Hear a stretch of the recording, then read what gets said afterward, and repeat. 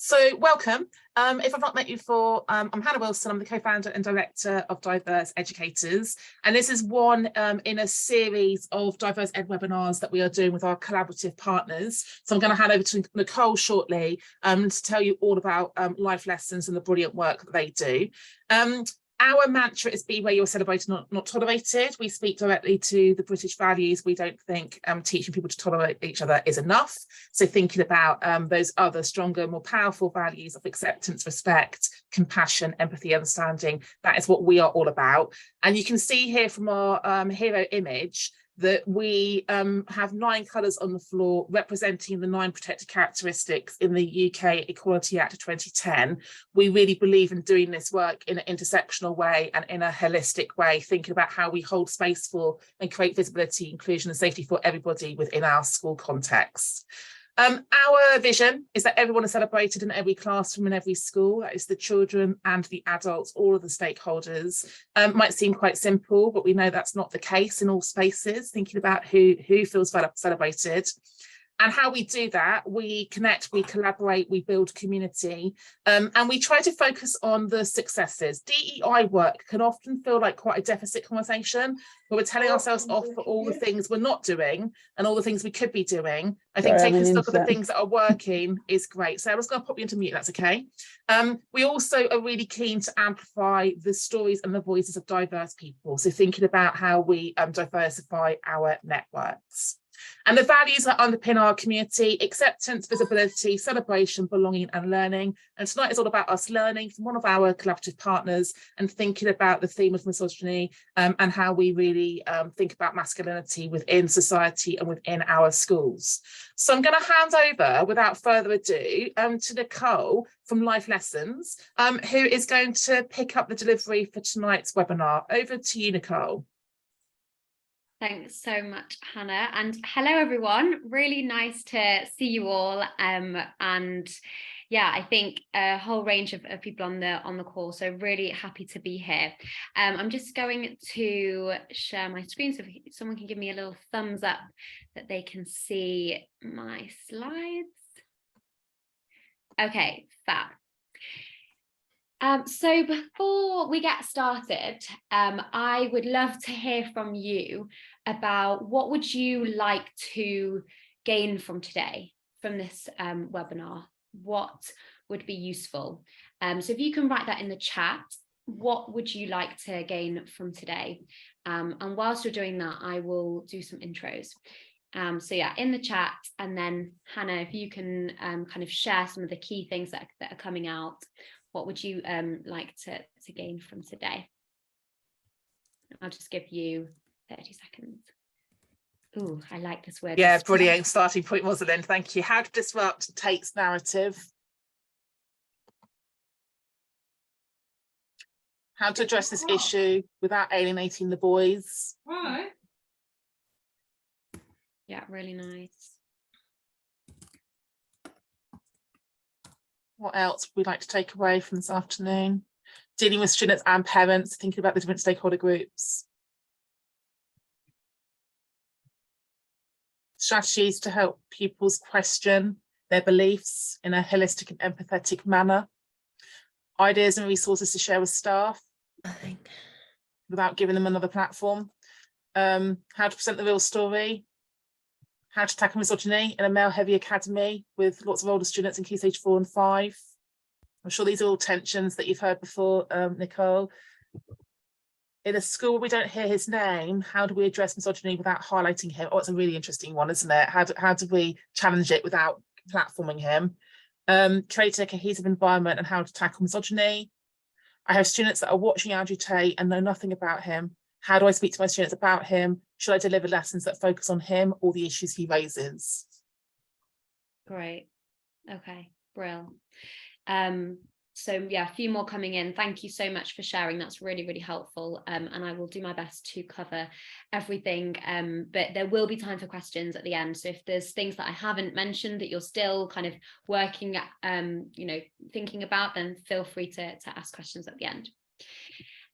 So To introduce myself, my name's Nicole. I'm one of the co-founders of an organisation called Life Lessons. My background's in teaching, so I taught PSHE and saw the wonders of this subject and how powerful and amazing it can be, but also how often it can be very difficult and often taught by non-specialists. So at Life Lessons, what we do is that we support teachers, because we know that teachers have the relationships with their students, and in order to deliver this outstanding relationship, sex and health education. So we give kind of teachers and educators the tools to be able to have these conversations. And ultimately, it's for these three reasons. It's to help young people to, lots of you have mentioned this in the chat, we're not just telling them what to do, but we want them to come up with, to make decisions for themselves, to think critically for themselves, to be healthy, and to be able to navigate all of these emotional and social complexities that they're experiencing from online to in their everyday. So the aims for the webinar today are to discuss, to share what has really informed, so the evidence base behind our approach at Life Lessons, to share kind of the 4 important approaches to tackling RSE, to tackling online influences, misogyny, things like that, and to tell you and to share some of our free materials around how to deliver, talking about online influencers, talking about sexual violence, that you can then take back to your school and use from tomorrow. And Hannah will share the links in an email as well. So why are we here? Why are we talking about misogyny? Why are we talking about sexual harassment, Andrew Tate, these influences? So lots of you will be familiar with the Ofsted report that came out that in 2021, which highlighted how normalized sexist language, misogynistic language, name calling is. The middle stat there, that 90% of girls have received explicit videos, explicit pictures, unsolicited, and this emphasis on the normalization of this kind of way in which young people are navigating relationships and sex. And it was obviously this prompted by the Everyone's Invited movement, and then in amongst being in a COVID world where we spent a lot of time online, and we're very used to being online, and how we kind of navigate that. And what we're seeing is that young people are spending a huge amount of time online, and so as are we, and so it enables influencers like Andrew Tate, and there's many others, to have a platform, to have a voice. And whilst there's lots of really great things that young people are interacting with online, we know that it also has this negativity that can be associated with it. And there's just a stat around how much young people, how much money is spent obviously on influencers, and so we can't really expect our young people to not be seeing this. They are seeing it, they are interacting with this content, and now it's about what we do in the time that we have with our young people in order to change some of these narratives.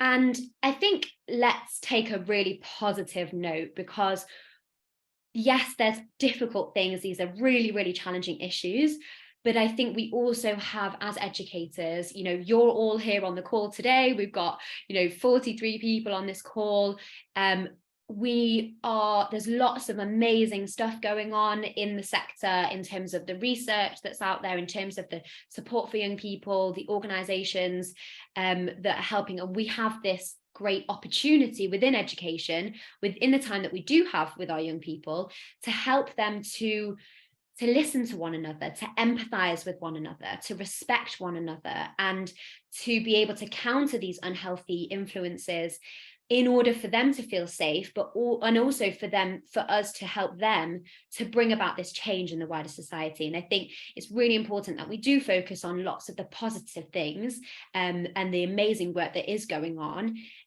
within your classrooms, within your schools, within your communities in order to create this. So to start with, I want to talk through the approach of kind of where we've come from as an organisation in terms of life lessons, and the factors that have played into that in order to create outstanding RSHE. So firstly, a key thing that's super important for us is that our approach is underpinned by research and evidence. And there's a few logos here in terms of who we've been working with, and lots of this won't be new to you, but it's really about focusing on a whole school approach, ensuring that the messages are consistent throughout the school, for staff, for students, a focus around discussion, where we need to unpick these challenges and these things through utilizing discussion.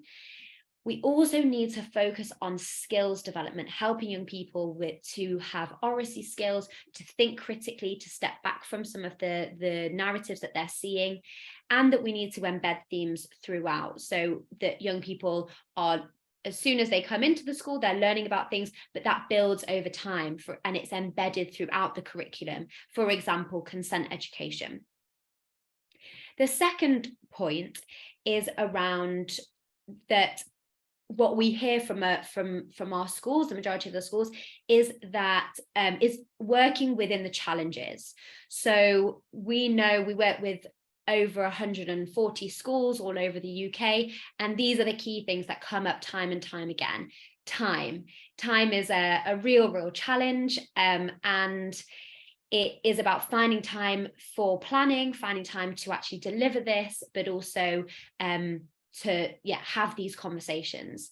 Secondly, it's teacher confidence. We know that majority of people teaching this is non-specialists, so how do we support them?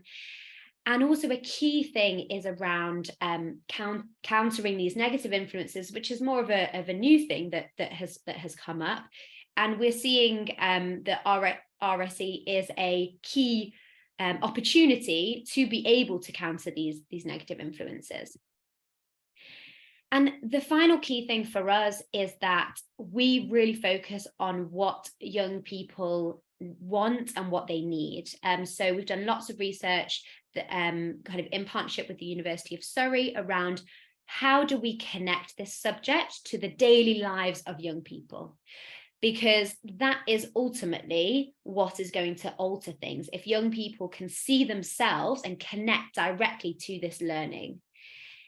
Secondly, we've all seen that meme about sex education in the past, which is, you're going to get pregnant and die, or something very dramatic and very negative. And that was the how things were taught before. And actually now we're seeing a lot more positivity around relationships, around friendships, around sex education. And that's what we need more of. We need this positivity. And actually lots of these topics are really difficult and are really heavy. So it's also about how we bring positivity into these conversations. And so they're enjoyable, and they're fun, and they're full of debate for our students. And finally, that it needs to be inclusive. And that's a key thing for us in terms of who we work with, the resources, everything that we do. Inclusion is at the heart of it. So no matter what young person is in that relationships and sex education room and having the lesson, they need to see themselves represented in the conversation, and they need to feel included within that conversation. So I'm going to talk through the 4 key approaches that we have, that we've taken, and that underpinned by working with the researchers such as UCL, University of Leicester, University of Surrey. And I'll talk through a little bit in terms of, for each one, what it is, why it matters, and what are some of the methods that you can then use and take back into your classroom. So the first one is around adopting a whole school approach to RSE education. So for example, why this matters, and I'm going to jump around the bullet points a little bit. If we're thinking about our school culture, a school culture where conversations about Andrew Tate are happening or misogyny are happening, but we want to create a culture in the school where those things are not tolerated, but also it's a safe space. It's a space where young people do feel listened to. They do feel like they can empathize with other people, for the staff in the school to feel supported and respected, but also and also for the students. So we need this whole school approach because it underpins lots of the elements of the school. If we're thinking about that it's a whole school approach, one lesson isn't enough. One lesson on online influence is not enough. It's not going to change these things. And a key message that I would say about influencers such as Andrew Tate is that Andrew Tate is one example of a problem. He is going to go away, he will fall out of fashion, and there'll be somebody else. We need to think about a holistic viewpoint and actually digging down into what does this mean for our culture? What does this mean for the school? Because just, having an assembly talking about him, often that will bring up defensiveness. It will bring up, people who they're used to these kinds of conversations. And actually, that's not the point. The point is to step back and think about these bigger topics, online safety, masculinity, online influencers, gender roles, gender stereotypes, all these really big topics that go beyond Andrew Tate, and then utilizing Andrew Tate as an example of some of these issues, so that we are talking about it. We're not hiding from it. We are talking about it, but it's very much talking from a point of these overarching themes, which are a lot bigger than the work of Andrew Tate. And that's because we need to have preventative safeguarding. Like I say, Andrew Tate is in the news at the moment, so it's all kind of about him. And I'm sure that lots of you are kind of hearing that. But we need to be prepared for the next one. We need to be prepared for, lots of harmful, presenting harmful narratives on the internet for young people. And so we need to take a preventative safeguarding approach and think about these things and teach these things before they happen. And finally, it's foundational skills for life. We want our young people to be able to see things online and think critically about it. And I'll talk through some of those examples now, to be able to think, okay, I don't agree with that point of view, but I can hear it and I can understand it, and that's different to mine, but that's okay. And to navigate that, because that's going to be useful not just in the school, but when they leave. We're preparing young people for for the world once they leave school. So, and one thing that is always mentioned about why it matters is because also Ofsted are looking at this. And yes, this is not the main, might not be the main reason, but a positive thing is that Ofsted are really looking at culture. They are looking at personal development and what we're doing in order to develop the child as a whole. So we do need to take it seriously, and we need a consistent message across the school. So how do we do that? And obviously some of these things will be obvious to you, and some of them will be kind of new ideas. So utilizing timetable time for personal development. Lots of you will have that already. Some of you will be fighting for timetable time because it is a real challenge. We have so many other things that are competing, but getting kind of targeted time to be able to talk about these things in personal development is really important. And I can share how some of our schools have moved to a timetable time and what they've done. You can follow up with me and I can share some of the things that our schools have done related to that. Utilizing form time as a way to supplement this as well. So another opportunity to kind of get the messages across is really, really important. Utilizing assemblies and drop downs for those as a way of starting the conversation, but very much should be followed up in personal development or in form time, rather than just having the one assembly and then the topics kind of left. Utilizing cross curriculum. So, can you have these conversations in English? Can you have these conversations at other points in the school curriculum? And then a key thing, we're talking a lot about influencers today. We've seen it done really nicely is including sixth form.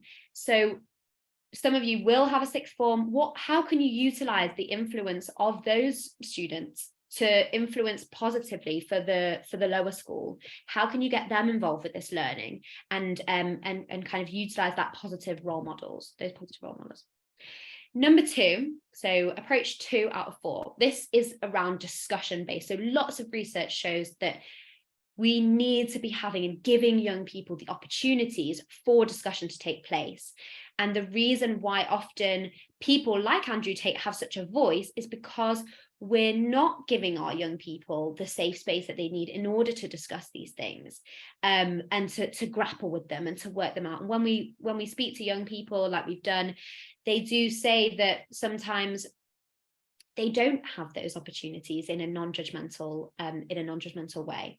And so what we want to do is to explore these very complex things. And obviously a key thing is that we need to train our teachers and have the teachers to feel confident of facilitating these conversations and these discussions.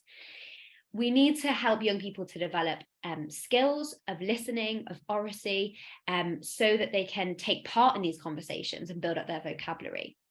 And actually, our young people they don't live in a bubble. They're online, they're having relationships, they're having friendships, they're interacting with all of this online content.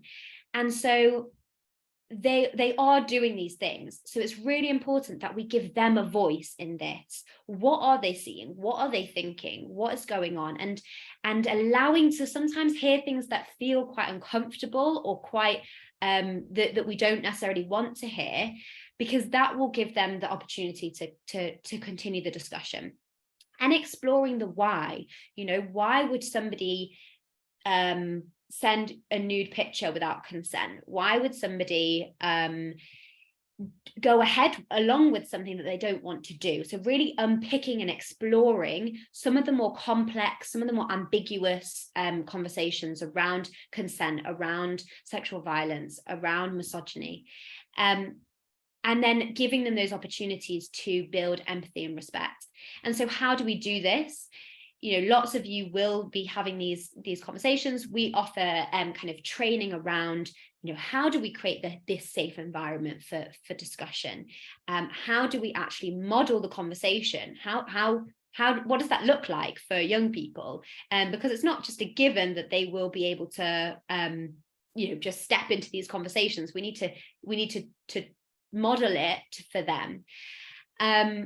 And so for us, for example, we follow a lesson structure, which is watch, discuss, do. So watching a video of other young people discussing, which I'll show you in a minute, discuss particular topics, and then doing an activity, a reflection activity. And by building it into your lessons, building that discussion in, it ensures that it's protected and that discussion happens. And then finally, it's training teachers. We need to give our teachers the confidence and not just assuming that they're going to be able to have these conversations, but actually giving them the tools to do so.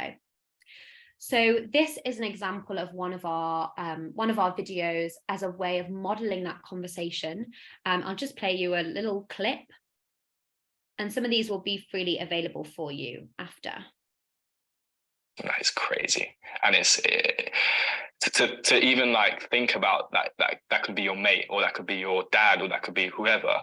It's crazy because boys will never admit to doing that, and if they do admit it, it's probably they're missing to their friend who also sexually harassed. It makes me feel upset. I think it makes me feel that there's a lack of understanding of boundaries between it could be any gender, but between men and women, and understanding that there's a certain line that you have crossed and that you shouldn't cross as well.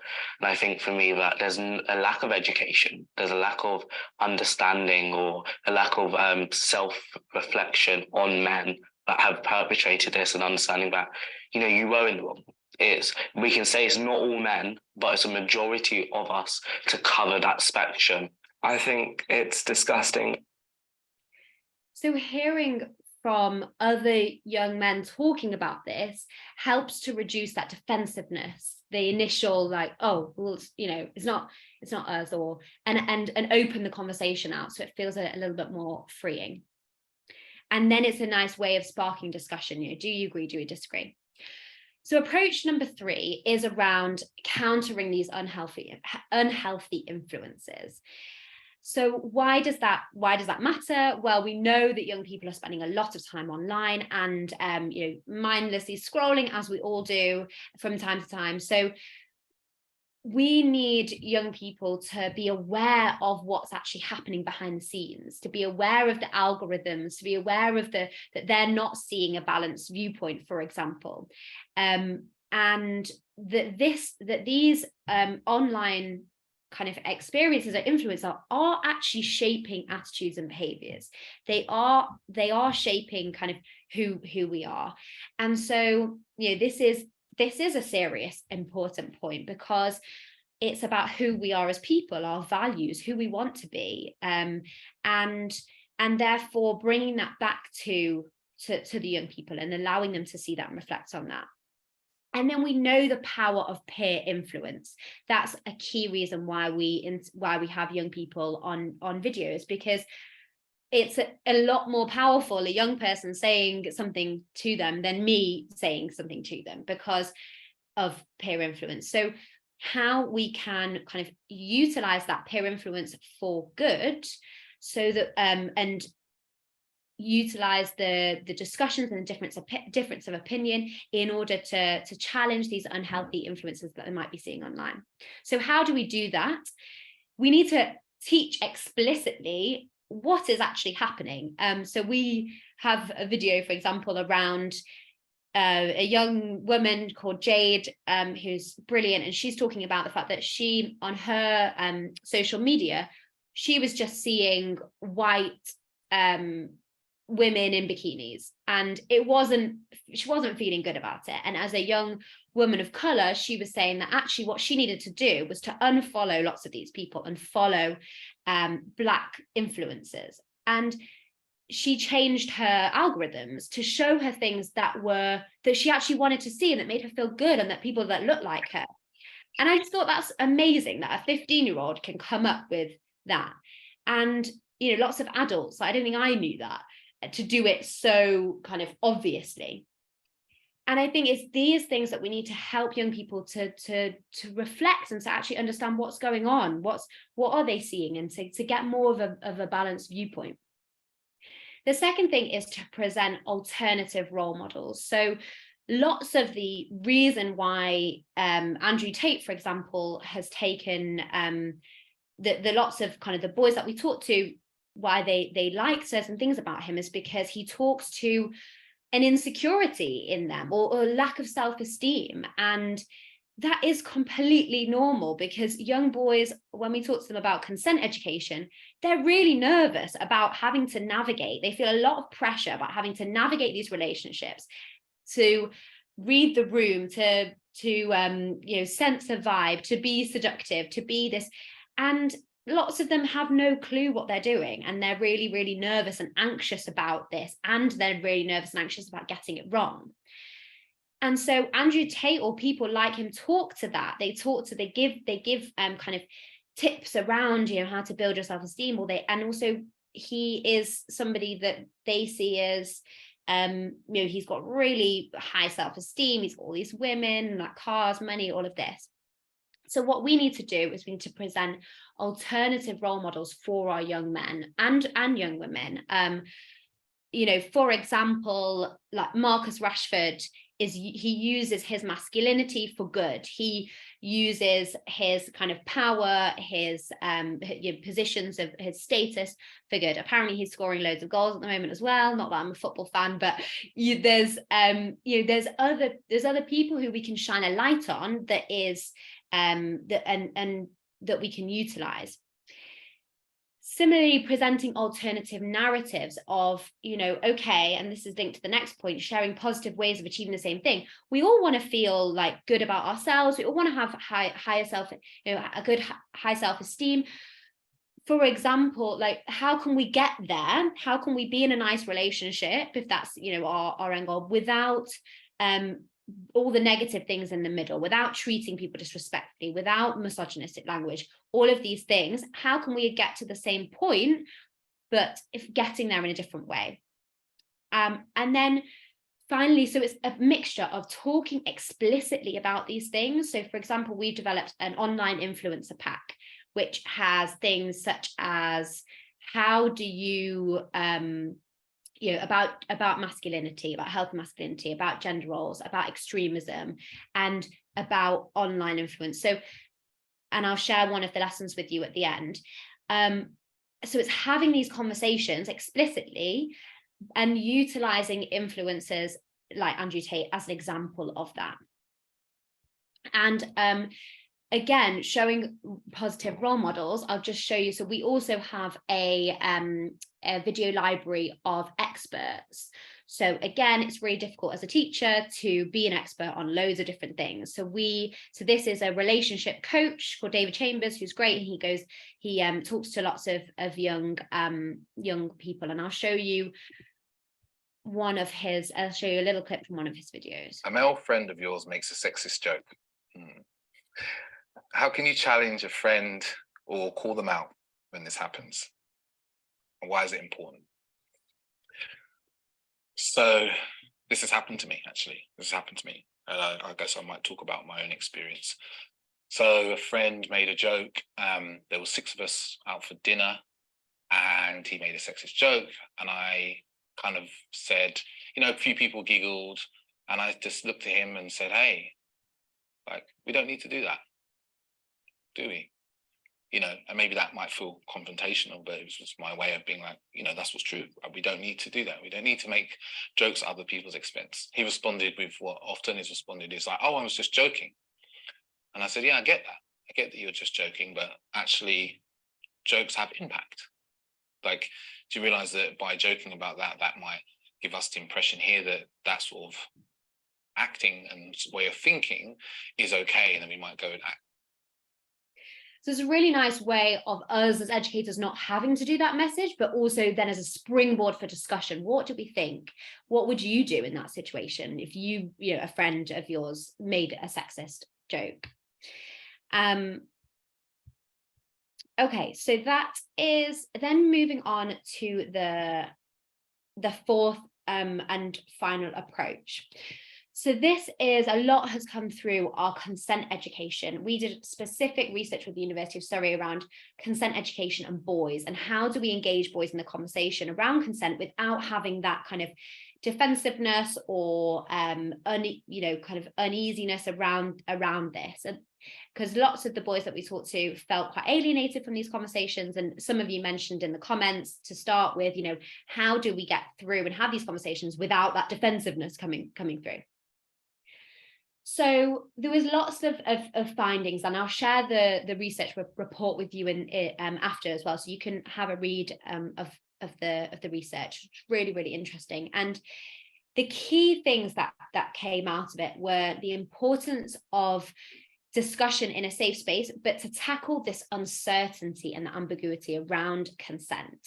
So we need to, rather than seeing consent as something that's black and white, lots of the young people in the classroom were able to say the law on consent. You know, they knew that the black and white, this is consent, you get a yes, and then great. But actually, when we dig deeper into it, there was a lot more uncertainty that they wanted to grapple with. So, you know, asking young people, okay, well, what is the difference in terms of different genders for going ahead with something in being intimate? Is it different? Is it different for girls, boys? Is it the same? Is it different if you're in a relationship, if you're versus just meeting at a party? So utilizing different scenarios and thinking, you know, well, why might somebody agree with something that they don't actually want to go ahead with? You know, so why might somebody go ahead and be intimate with somebody, but they don't want to, thinking about different social dynamics and things like that. And so that was a key thing about giving them that space to grapple with some of the uncertainty rather than seeing it as a kind of a black and white issue.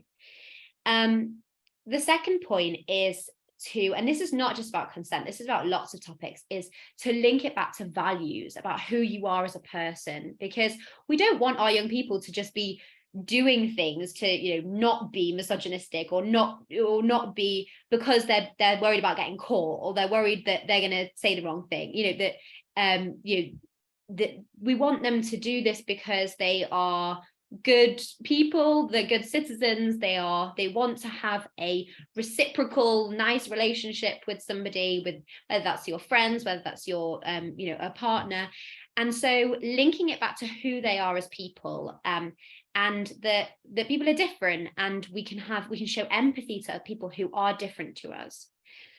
The third thing is, and this is really interesting, I don't know whether lots of you have used the cup of tea video to teach consent. There's like a, you know, you don't give somebody tea if they're unconscious. If they say yes, they want tea, and then they change their mind, you wouldn't force them to have tea.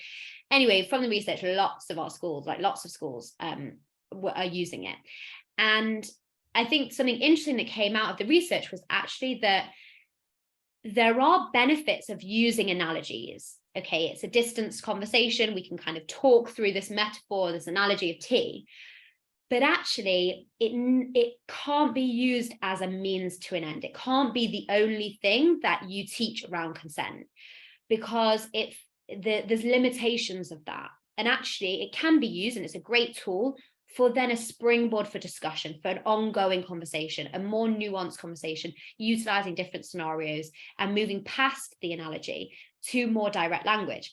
Like if we think about where young people are learning about relationships and sex, they're seeing things from a very, very adult perspective. They're seeing pornography. They're seeing things written on the internet using direct language. And then we go in as educators and talk in this quite distanced, like, you know, utilizing metaphors and analogies, and there's a disconnect there. And so it needs to be age appropriate. We need to have these conversations, but we need to move past analogies when they are older and start having really direct conversations about utilizing this language. It also, as a point, if you have SEN students, utilizing analogies can be more confusing, and actually there's lots that we can learn from relationship and sex education for SEN pupils in terms of how direct the conversation is, and it means that there isn't this, oh, does she mean this, does he mean this, and so yeah, utilizing the teacup video, absolutely, but not as a means on its own, as a way to continue the conversation. The fourth point is helping young people to know, like one of the things that we talked about with young people was you know, the difference between how they're talking about consent or relationships in school versus like actual scenarios. And they were saying that, you know, yeah, it's really different at parties, or it's really different when alcohol's involved. It's not that straightforward, it's not that simple. So actually talking about utilizing scenarios to discuss these things, you know, a key thing that influencers are talking about at the moment, or like Andrew Tate, is around this idea of kind of your what's the word, kind of, you have to have your entitlement around sex and relationships, you know, actually talking about those things and unpicking them. And then the final point here is around developing skills. Lots of the young people felt as if they had this, they kind of needed to be a really skilled person in relationships, yet they'd never been in a relationship before. They'd barely even spoken to girls. They were, you know, it was very much, some of the boys that we spoke to, obviously not all of them, but they didn't have those opportunities to develop that emotional literacy, and to develop, you know, okay, how do we deal with rejection? How do we be vulnerable in a relationship? And these skills and opportunities to practice that need to be embedded throughout the curriculum, giving them those opportunities to work on things, to become more self-aware, to develop their understanding of themselves, but also of other people and how they might feel. So really focusing around how can we develop the emotional literacy of our young people. And linking it back to influencers, I think it's really important. If we aren't giving young people the safe space they need, it will lead them to other narratives, to look for other narratives. We need to ensure that our current approaches isn't reinforcing this idea of the boys are the kind of the initiators, and therefore it's up to them. They're responsible for getting consent or leading these things. And often we need to be critical of our own patterns and our own ways, and really thinking about gender stereotypes around relationships, around the conversations around sex, around online influence, etc. And bringing the conversation back to exploring gender roles, exploring respect, empathy, and helping boys to know themselves better. So in terms of what I have, which I'm really excited to be able to share with you, is that we have developed in partnership with these universities that are on the side here. We have developed a teacher training, a presentation that can be used directly with students. It's for year 9 and up, on how to teach about sexual violence, what it is explained about gender stereotypes, applying what you've learned. So there's kind of 5 like bite-sized lessons within one presentation that you can utilize. And I will, the link is at the bottom here, which is just livelessons.co.uk/prevention. There's also on there one free lesson, which is part of our lesson pack on countering online influence. So I mentioned we have a series of lessons. The first one is on media competency and kind of reading between the lines. And there's actually David Chambers, who you saw in that video. There's a video of him talking about how can we be critical about what we see online. Again, feel free to use it, and would be really interested to hear your thoughts on how those go. We also know this is a difficult topic. It's not easy, and these things will come up. So we partner, like I said, I think there might be even a partner school on the call, with helping schools to have a consent-led curriculum, to have a whole school approach. So we have a consent-led curriculum, so from year 7 up to year 13, so it's spiral, so it builds year on year. We have a video library, I mentioned, of young people like you saw, but then also of experts. So we have Ada Bacola here, who's a lawyer, talking about like the legal aspect of these issues around sharing nude images, around upskirting, around etc. We then share current kind of topical news stories that can be used in form time. So we just did one around, it was Valentine's Day, so we did one around that. We have done things around, obviously, Andrew Tate. And then linking to that kind of SMSC things, so things around Safer Internet Day. And then we also support teachers. So we have a teacher CPD library with mini videos that you can use. And we are developing a specific sexual violence teacher training course, which we're piloting with our partner schools to start with, but then we're going to roll that out. So there's a few things. You can join our newsletter, you can get in touch and have a conversation about your provision and about what we would recommend. So I'll put these links in the chat, and also you can download the free resources and utilize them. And yeah, we'd love to hear your feedback. And I'll put these links in the chat, but otherwise I will finish there and I'll stop sharing my screen and I'll hand over for any questions. Thank you for listening. Brilliant, thank you, Nicole. Loads to process there. I'm just going to start reading what's in the chat. So one of the things that's coming up is how we do this in like single sex environments, or when a school's chosen to tackle it in a single sex way. So perhaps it's a conversation with the boys rather than a conversation with the boys and the girls. What are your thoughts about the different approaches to perhaps having these conversations? Yeah, so it's a really interesting question. And I think we have seen, and the research is kind of split in terms of how to have the conversation, whether it's kind of mixed genders or separate. But I think definitely from what I've seen and talking to the universities that we work with, having separate genders conversations can be really useful. Obviously, you need to think about non-binary students and making sure that you're, but I think it's really, really important that boys do and girls do have opportunities to discuss things separately, but then coming together and sharing the knowledge, because that's also really key. We've all heard that, like, oh, what did you learn? Well, what did you learn? And utilizing that to come together afterwards to share the learning is really, really key. But it does. I think young people and it can be a more a less defensive conversation and a more open conversation sometimes if you are split gender. But yeah, I would say that then to kind of bring that back together. It's coming up a lot with some of our schools where they perhaps have always done sex ed and single sex, but they've now got non-binary and trans students.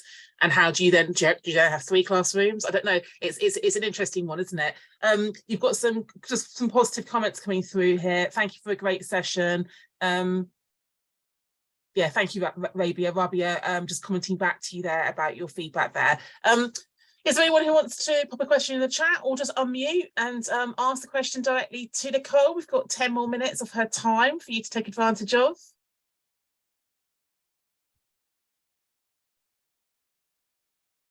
Go for it, Dina.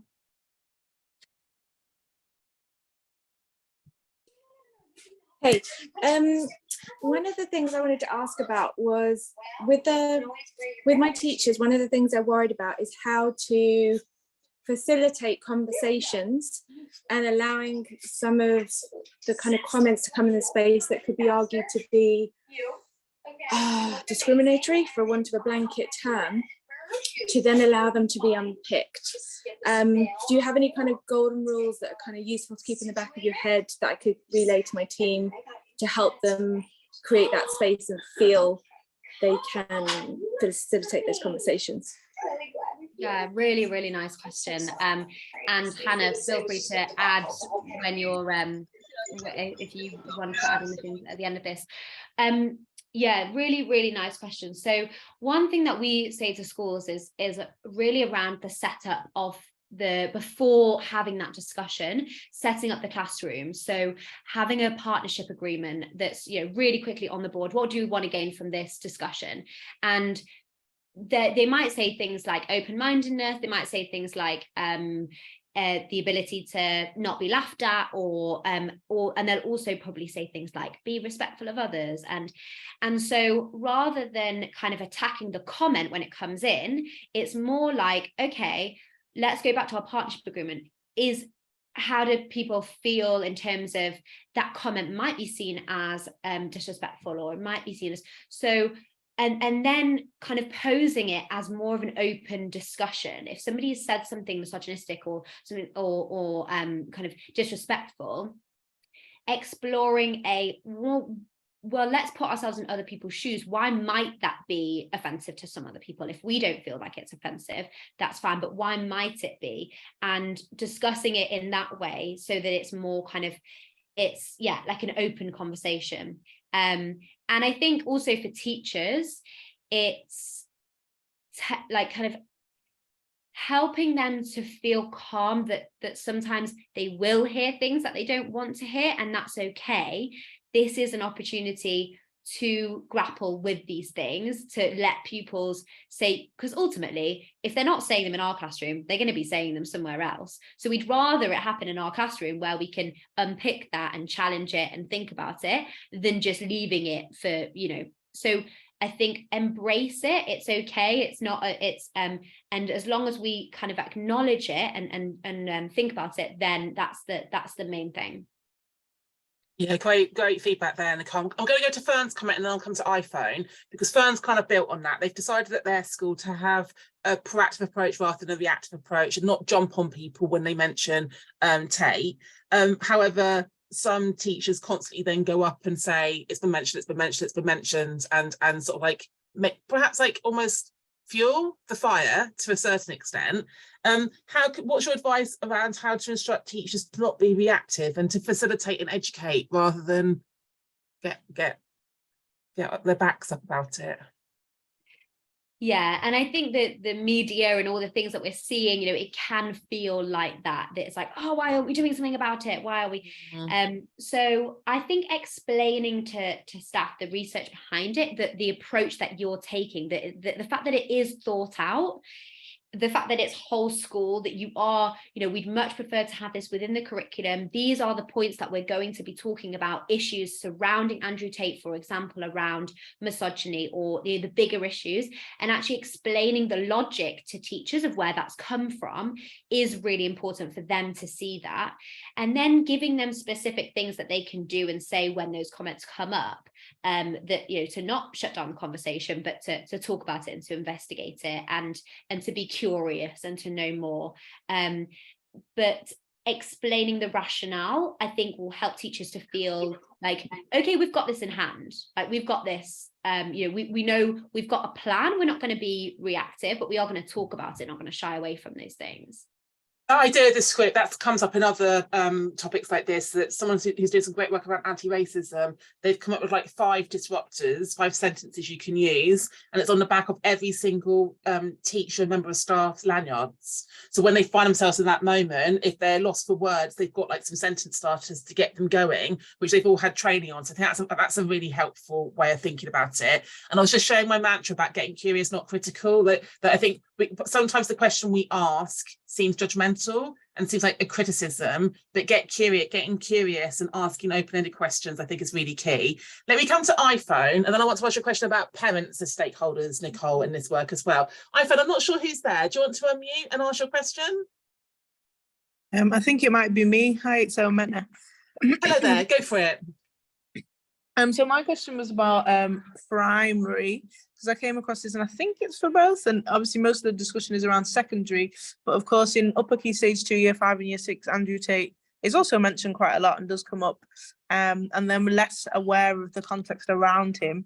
So how would you suggest kind of framing the discussions? Because you said secondary mostly around kind of consent and RSE, but primary, we don't really go into that as much. Yeah, so I think it's about having these conversations, but obviously in an age appropriate way. So we can talk about, young people are online, they are interacting, and so having these conversations with young people, hearing, so some of our schools do kind of have like year 5 and 6, and so they will utilize some of the resources for those age groups. And I think it's really about, it's having that conversation about what they might be seeing online, about the big topics around kind of unpicking what you're seeing online, thinking about so even if they have seen Andrew Tate, really asking them to explain what they think he's saying, or what some of the understanding where they're at in terms of their knowledge, because sometimes they might have just seen like one thing but they've not really gone into it, or they might have have had lots of conversations around Andrew Tate. So really checking where they are, and then the second thing would be, I would say, is having conversations around framing it in terms of relationships, in terms of the empathy and respect, and also around online, and so you're having these conversations but in an age appropriate way. And let me just ask my question before we wrap up, Nicole, because quite often the parents as stakeholders are a very important part of this conversation, and we have less contact with them, particularly in a secondary school. And when I think about some of the boys I've had to challenge, they're parroting what they've heard at home from their dads, their uncles, from significant kind of like adults. Do you do work with that stakeholder group, or what's your advice to the schools about how they influence the kind of the kitchen table conversation? Yeah, so really good question. And definitely what I've seen, so some of our partner schools have done, have kind of sent a letter home to parents with a couple of ideas of how they can continue the conversations around around these topics and kind of mentioning Andrew Tate, because some of them aren't aware of it, so they don't actually know what some of the meanings behind it, or the idea of this like matrix, or these things that kind of these hidden meanings that Andrew Tate is saying, and actually encouraging parents to have a conversation and bring this up at home is really important. And we've seen that being done from a lot of our schools, where they've shared today we're going to be talking about online influence. It would be great if you can follow this up at home with these kinds of conversations. And I think, like with lots of topics that young people maybe get from home and then they bring that into school, we have then that opportunity to unpick some of those things, to discuss them, but definitely getting parents on board, helping parents to understand what these conversations are and what we're doing about them and how they can continue them at home would be my advice. Brilliant, thank you. And Dina just put that some of her sixth formers are referencing Jordan Peterson and other traditional conservative male kind of like influencers as other kind of like sources of reference point as well. It's really hard. I'm thinking I've been out of schools for 3 years. I used to have my finger on the pulse, and it's that how you know what they're talking about and how they're finding the information. I was just thinking about, from a safeguarding intervention, how we're also educating the parents around how to monitor the kind of the social media consumption of their children as well, because kids are getting younger and younger and having phones and having access to it, but quite often our parents don't know how to perhaps manage the device with the child. Is that something that comes up, Nicole, as well? Yeah, and parents are wanting like those practical tips of like, how do I actually do that?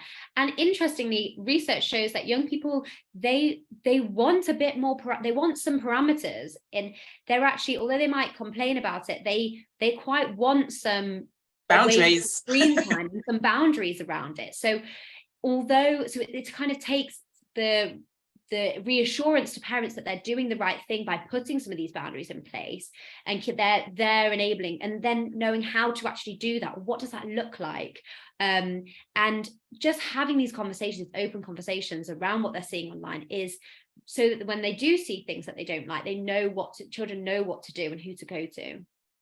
Can I say a massive thank you, Nicole, for sharing all the brilliant ideas and content and resources that you've signposted tonight. And thank you to everyone who's joined us. I know that some of you are actually on your half term, joining us on your downtime, and we didn't plan this during half term, but obviously we've had a split half term this time.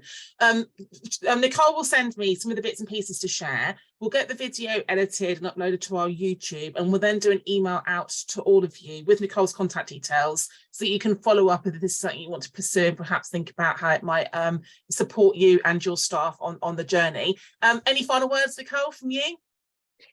Just to say that it's not an easy topic, and like opportunities like this to come together to share ideas are really, really, really valuable. And so please do feel free to reach out to me to continue the conversation. Would love to hear from you. And just thanks so much for joining, and thanks, Hannah, for inviting me today. Pleasure. Thank you very much, everyone. Go and enjoy your evenings, and we'll be in touch via email in the next couple of days.